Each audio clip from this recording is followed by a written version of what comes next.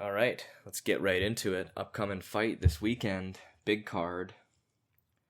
And by big, I mean the big boys headlining. We got Alistair Overeem versus Augusto Sakai, which the more I look into this, should be a really, really good fight. I think Augusto Sakai has kind of flown under the radar for a lot of people, considering how good he is after going back and watching these fights. The way he sort of hides behind his kicks. You know what? I just jumped into this a little bit too quickly, haven't I? Welcome to the Throwing Bones MMA podcast. I'm your host, Adam Gerber, and this week we have a short card, not a lot of fights on it, but a good quality card, I would say. A lot of good fights, or at least the ones that are on are worth paying attention to. All right, back into it. Augusto Sakai, flown under the radar, has been doing very well lately and has shown that he can implement a long-term game, sustain that long-term game over at least 3 rounds that we've seen, without really looking to gas and, being able to control the pace and sort of regain and take over the pace once he's lost it. Because he definitely wasn't winning in the beginning against Blagoy Ivanov in his last fight, but he was able to come back, turn the tides, and get that snowball rolling. And it seems like once he does get that snowball rolling, it just gets bigger and bigger and out of control until his opponent can't handle it. Things I really like about him, the way he works behind his kicks. For a heavyweight, that's really, really rare to see. We saw it with Rakic last week, and you see it with people like Barboza and Anthony Pettis and all these guys, and it takes a really good grasp of distance, and which is good for heavyweight, because if there's one weight class where a lot of the guys you're going to be fighting don't have the cardio to push, be constantly pressuring you throughout the fight so that you can't get your range and set your kicks, it's heavyweight. And Sakai really uses that to his advantage. You can really tell the Muay Thai background that he has coming from Curitiba, the way he attacks the legs first, is not afraid to throw in push kicks to maintain his distance, and will constantly be mixing between the body and the legs with his kicks from range. Once you get in range, he has an incredible right hand that he likes to throw almost straight across. It's a very interesting looking hook that he throws, as well as I think at first glance, sort of an under the radar in terms of just how effective it is clinch game. Which really is, to me, the swing in this fight as far as what I think is going to happen. Because Alistair Overeem is a bit of a known quantity. We know how technically sound he is. We know how he's going to come into this fight incredibly measured with a good game plan. Considering Sakai's last couple outings, what I would expect from Overeem is he's really going to be digging for that takedown.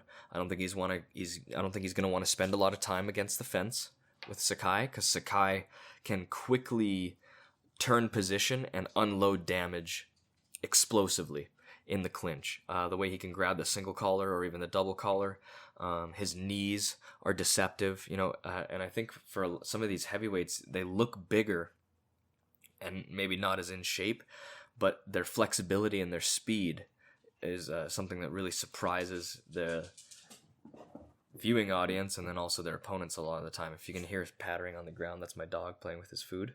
It's okay. You can keep doing that. Go ahead. It's okay. And so that totally lost my train of thought there. Sorry. What the hell was I talking about? Sakai, great kicks. Once you move into range, dangerous punches, also incredibly effective and surprisingly explosive and damaging clinch game.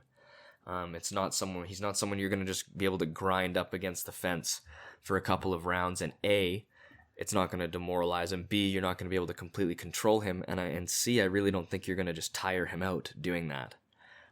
It'd have to be a very consistent pressure, which of course Overeem, if anyone is, Overeem is capable of putting that on him.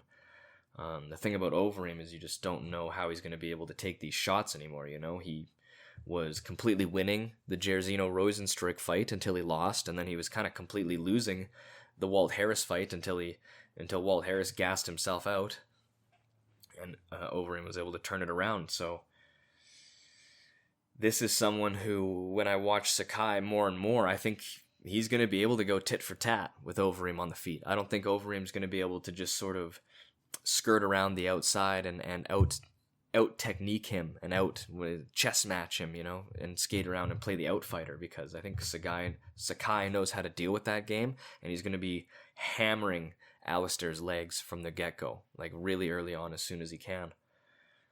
The more I watch from Sakai, the more I think this might be an ugly fight for Overeem, because but you know what? He was still able to do it against Rozenstruik. But the thing is Sakai is a much busier fighter than Rozenstruik. Rozenstruik is much more content to sort of sit back and wait for opportunities to present themselves that he can exploit. He's sort of Tyron Woodley in a way, and that's sort of what happened to him in the Overeem fight. As Overeem sort of proved that he had and here we go with the dog barking here. I'll pause this for a minute. Sorry, we're talking Rozenstruik against Overeem. Overeem proved that he had the power, the prowess, the accuracy, and the willingness to pick off strategic shots that didn't give Rozenstruik a very high percentage of answering. And without those opportunities sort of being willingly presented to him, Rozenstruik had a real problem getting himself on the offensive. He really he likes to see openings in that way, and Overeem is fantastic at getting off his shots while presenting little to no targets for his opponent. That's how he's been able to have such longevity in a career at heavyweight with some of the legends that he's been fighting since the beginning of his career. What I think the difference between Rozenstruik and Sakai is that if you're not giving Sakai anything, he kicks your legs, or he's jabbing you. He's always doing something. He's feinting, and I think that over time cracks the shell more than waiting for the opportunities. It cracks that defensive shell. It disrupts the offensive rhythm that keeps someone who's just waiting for opportunities from answering, and in that, what you're creating when you are engaging like that is opportunities for your opponent to respond, which is exactly what Sakai wants. He wants people to get tired of being kicked from a distance, come into range so that he can clinch them, dirty box them, and land some of those great tie shots. Not to mention what I think he's really good at, because of how tall he is. I think he's like 6'3", 6'4", and how heavy he is he gets his weight on your shoulders and on your neck in the clinch and makes you carry him. And then once you're focused on carrying that weight so that it's not sapping your energy as much as it should, he starts landing shots. And once you start flipping between those two modes of defending shots, defending the attrition, he just kind of is one step ahead of you all the time until you break, and then on the way out he's hitting you with monstrous hooks, and then once you get out and you're like, Jesus, thank God, he's already kicking your legs again. He's teeping you in the body, he's pushing you in the fence and closing that distance and just setting you up at the perfect range for leg kicks. The only way you can come back with which is to either strike with him or get caught in the clinch, or you need to just straight up shoot a takedown. Which is why I think that's essentially what this fight's going to look like. It's going to be Overeem circling around the outside, Augusto Sakai picking his shots well, slowly cracking that shell until Overeem shoots his takedown and attempts to control the fight on the ground. To me, that's where the question of this fight comes in: is how is Augusto Sakai going to be able to deal with Overeem A? I almost didn't say it, but it is true. Like, flawlessly mixing his striking with his takedowns. You never really know what's coming from him. He's also a master of distance, right? And so being able to overcome that is a thing in and of itself. But once he's like, what's his takedown defense like? That's what's really, I think, going to be tested in this fight, is what's Sakai's takedown defense look like? Once he is taken down, what does he look like off of his back on the ground? Or is Overeem just going to dominate this fight from top control the whole time? That, to me, that's the kind of the question of this fight. And I haven't seen anything from Sakai so far that suggests he can deal with that, but it's also because I don't think he's really been taken down at will. Let's see if I can get some stats on this. Yeah, he's got an 83% takedown defense. And Overeem lately has showed that over time it's more critical for him to keep his energy conserved over the course of a 5-round fight. So I think I'm going to go with Sakai on this one. I like what I've been seeing from him lately. I also may be getting influenced by my picks last week, where I went with the old tried and true dogs.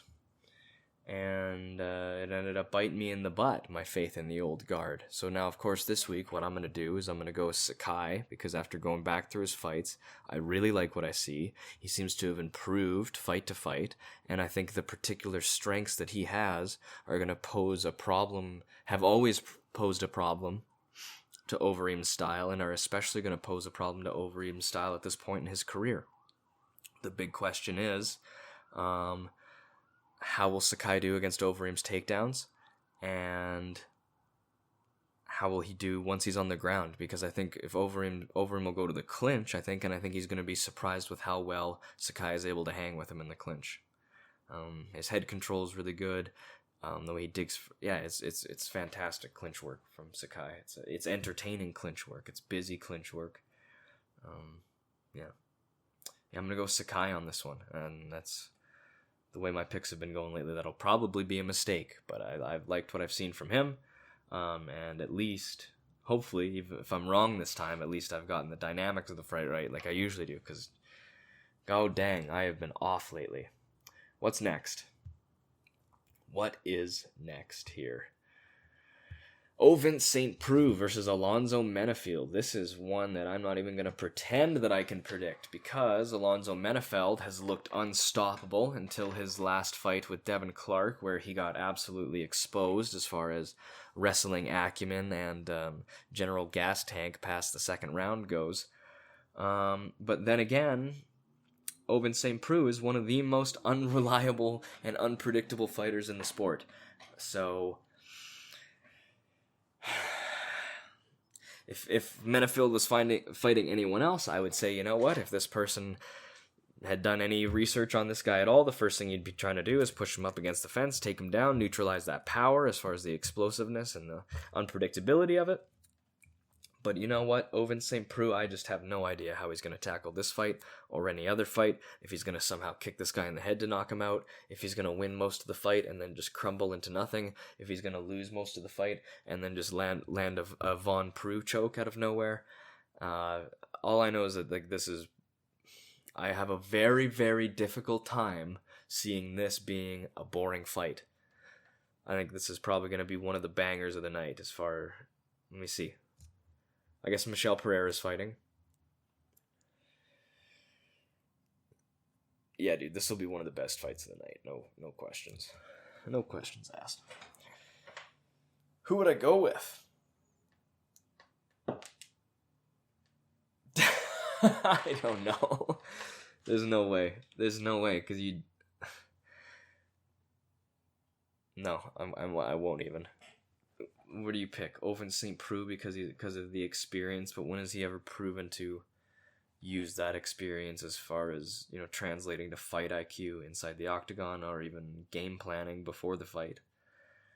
Not to mention, Alonzo Menifield can knock anybody out at any time. He's one of those fighters that just has absolute dynamite in his hands, and I just hope that he doesn't begin to rely on that too much and not develop the rest of his game, because I think if he does round out the rest of his skill set to match his striking,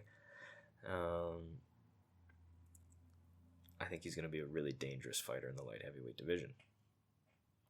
I'm not picking someone for this. It's either going to be Ovince St. Preux getting brutally knocked out or some weird shit is going to happen and Menifield to lose. That was my prediction. Sajara Sargent Eubanks versus Carol Rosa. I didn't remember a whole lot, so I had to go back and I watched Carol Rosa's last fight last night. And from that performance alone, the way she puts together her combinations, the way she's able to sit down on her punches, the way she constantly works her jabs and her feints in order to set up the combinations and leading into sitting down on her punches, I think is above and beyond anything I've seen from Eubanks. Eubanks, though, is always liable to take it to the ground. I almost am inclined to think that if it goes there, Eubanks is going to have the upper hand, but I think she's going to eat shots getting there, and that may be enough for Rosa to win the fight as far as damage goes. It's tough because you've seen a lot of these fighters and you don't think a whole lot of them because they've either become memes or they've kind of made a joke of themselves, or maybe they don't have great records, or they're early on in their careers, and you see these kind of young and up and comers coming up in these newer divisions, and they seem to be more technically put together. But then there's just something about this old stock that. It's grittier, it's more persistent, it's more of a jack-of-all-trades type of fight, and they're able to sort of do what Ricardo Lamas did last week to Bill Algeo. This one's another tough one. I'm going to go with Carol Rosa on this one. That's funny because you think you have your mind made up on these, and then you start talking to yourself into a microphone about them, and you start convincing yourself the other way. Again, yeah, either Carol Rosa is going to put on a striking clinic, or Eubanks is going to put on a dominant grappling show. That's probably not going to be fun to watch. I'm going to go with Carol Rosa on this one, just for fun's sake. Just for fun's sake. Michel Pereira, they gave him Zalim Imadaev, who I don't think has had a single win so far in the UFC, and he hasn't even really fought super impressive competition. Oh, yes, he has. He lost to Max Griffin and Danny Roberts. There's no shame in that, but what we're forgetting in this package is that he's fighting Michel Pereira. The UFC loves Michel Pereira. They love to put him against guys that he's going to have fun fights against and not just gas out and get beat. And so what they've done is given him a guy who got TKO'd by Danny Roberts. And I guess we all saw that Michel Pereira's ridiculousness was able to outdo Danny Roberts. So I think everyone knows what they want to happen in this one. I don't think that's really a secret. And I honestly think that Michel Pereira will get it done in this fight. It's tough to bet on him, though, because you never know when he's going to sprain his ankle doing a backflip.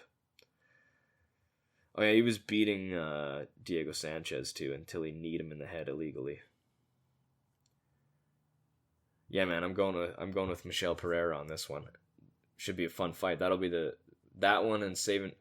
Preux versus Menifield are going to be the two best fights of the card. Actually, Brian Kelleher's fighting, so that'll be fun. Someone stepping in at the last minute, Kevin Natividad. And to be honest, I know absolutely nothing about him.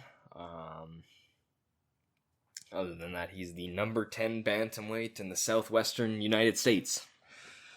So we'll see how that goes. He was a late notice replacement for Ricky Simone, which definitely would have been a more interesting fight on paper, but who knows when it comes down to it in the octagon.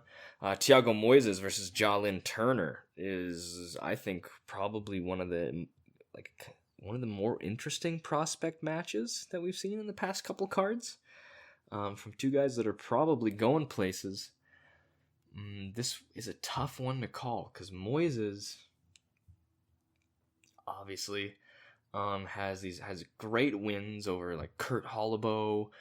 He just got that ankle lock win over Michael Johnson, although it's debatable how much that means lately as far as where Michael Johnson's career has gone.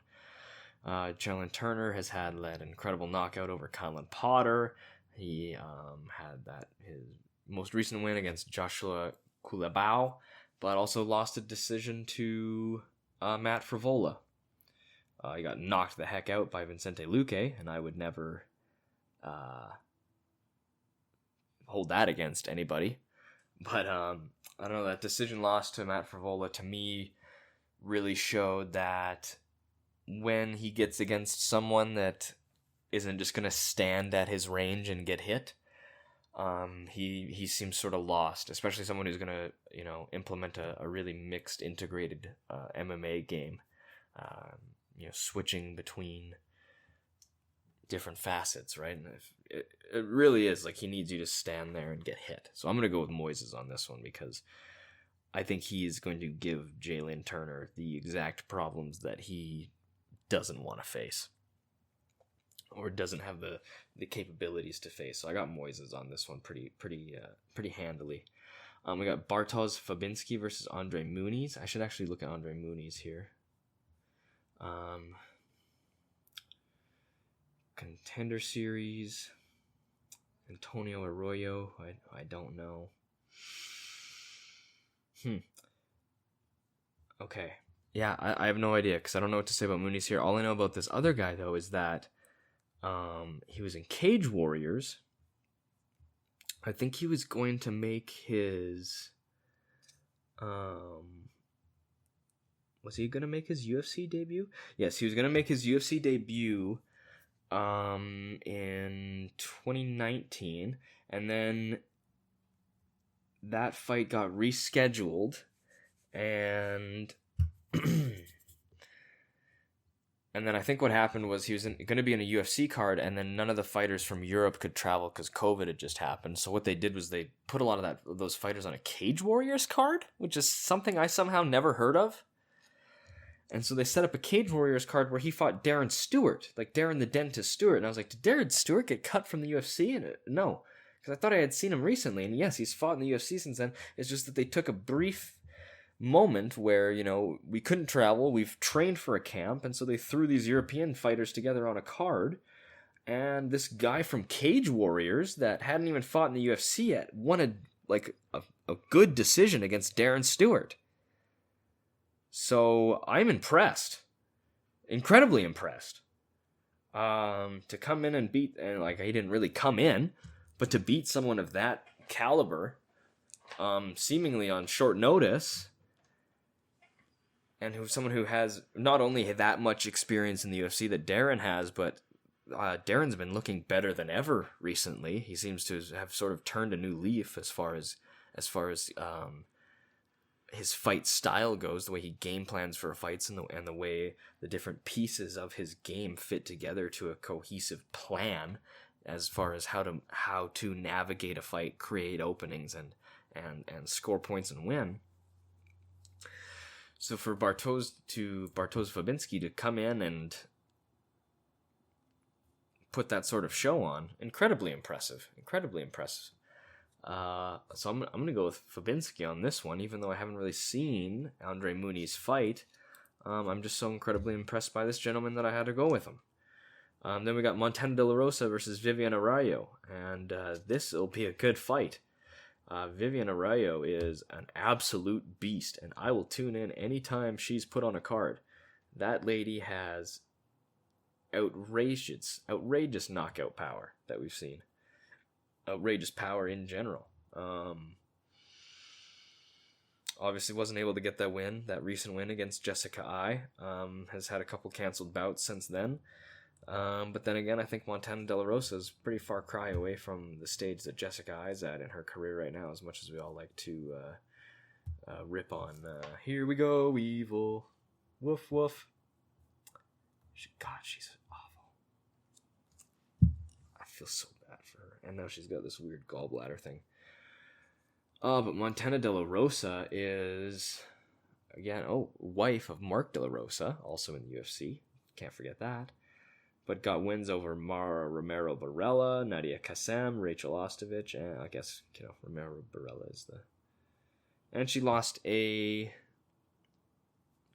to Andrea Lee and Nico Montano. Those are her recent losses. So, no shame in losing to the Ultimate Fighter Season 26 winner, and also to Andrea KGB Lee, who is legit badass and certified top contender in that division. So, this one's really hard to pick in a fun way.